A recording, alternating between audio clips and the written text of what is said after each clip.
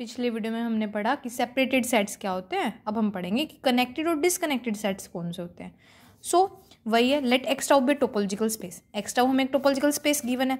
Then a subset E of X, जो subset E है हमारा एक्स का, ठीक है, जो सबसेट ई है एक्स का, is set to be disconnected. उसको हम डिसकनेक्टेड कब कहेंगे?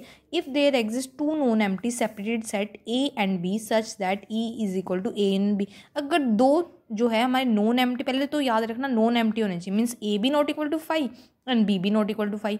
सो दो नॉन एम्प्टी सेपरेटेड सेट जो हम डिस्कस कर चुके हैं, सेपरेटेड सेट वो एग्जिस्ट करे ए एंड बी, कि हम ई को ऐसे लिख सके, E is equal to union की फॉर्म में, E is equal to A union B, ठीक है। तो फिर हम जो ई को क्या कहते हैं, ई को हम कह देंगे कि ई डिसकनेक्टेड सेट है। अगर ई को दो यूनियन की फॉर्म में आप लिख सकते हो जो नॉन एम्प्टी भी है और सेपरेटेड सेट्स भी है। इन दिस केस, इस केस में जो ये ए एंड बी है ये क्या है? A and B form a partition और सेपरेशन ऑफ ई।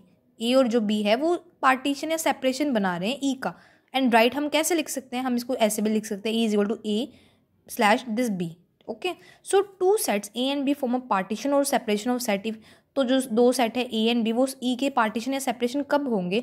जब या तो हम ई को ए यूनियन बी की फॉर्म में लिख सके, E is equal to A union B, ठीक है। अब हमें पता है क्योंकि ए एंड बी है तो हमारे सेपरेटेड सेट्स है। सेपरेटेड सेट्स की डेफिनेशन याद करो जो हमने पीछे डिस्कस करी थी। क्या होते हैं कि दोनों के दोनों पहले तो नॉन एम्प्टी होते हैं। नॉन एम्प्टी होते हैं तो हमने यहाँ लिख दिया कि A B not equal to 5 है एंड बी भी हमारा नॉट इक्वल टू 5 है। सेकेंड हम डिस्कस करते रहे थे कि neither of them contain the limit points of other, तो लिमिट पॉइंट्स कंटेन नहीं होते। और हम दो कंडीशंस थी, वो कहाँ से आ रही थी? ए इंटरसेक्शन बी का क्लोजर भी हमारा 5 था और ए का इंटरसेक्शन, ए का क्लोजर इंटरसेक्शन बी भी हमारा 5 था, है ना। ये हम डिस्कस किया था हमने सेपरेटेड सेट्स में। तो वही आ गई कि वही है कि अगर सेपरेटेड सेट्स, कनेक्टेड सेट या डिसकनेक्टेड में हमने क्या पढ़ा कि जो डिसकनेक्टेड सेट्स है, ई को डिसकनेक्टेड सेट कब कहेंगे एक्स का? जब ई को दो यूनियन की फॉर्म में लिख सके जहाँ दोनों सेट्स हो नॉन एम्प्टी हो और दोनों के दोनों सेपरेटेड सेट्स हो। तो E is equal to A union B, और ए और बी को हम फिर अगर सेपरेशन है ई के तो हम इसको ऐसा लिख सकते हैं, E is equal to A by B, क्योंकि सेपरेटेड है तो तीन कंडीशन को सेटिस्फाई कर रहे हैं।